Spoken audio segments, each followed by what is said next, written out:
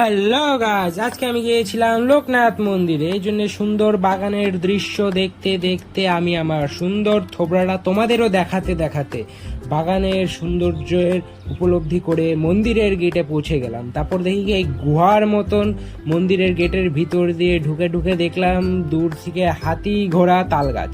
Sorry guys, ঘোড়াটা নাই, খালি হাতিটাই আছে। হাতিটাকে দেখতে দেখতে আমি একটা সাইডের শর্টকাট রাস্তা দিয়ে চলে গেলাম আরেকটা মন্দিরে ওই সাইড দিয়ে একটা সিঁড়ি ছিল, এই জন্য সিঁড়ির উপরে আমি উঠলাম, কারণ আমার মা আজকে মন্দিরে পূজা দিবে দেখে। এই জন্য আমি মন্দিরের উপরে যতক্ষণ যাই গাইস, তারপর গিয়ে দেখি গর্ভগৃহে ঠাকুর বসে আছে। ঠাকুরের কাজই তো বসে থাকা। এই জন্য আমি, আমার মা, ফ্যামিলি সবাই ভক্তি করে ঠাকুরকে পূজা দিলাম। পূজা দিয়ে ঠাকুরকে বললাম, ঠাকুর সব দুঃখ কেটে নাও এবং 10 লাখ টাকা আমাকে দিয়ে দাও। তারপর আমি এখানে এসে যত একটা প্রাণী দেখতে থাকি গাইস, তুমি আমার চ্যানেলটাকে লাইক, সাবস্ক্রাইব এবং শেয়ার করে দাও। Thank you for watching.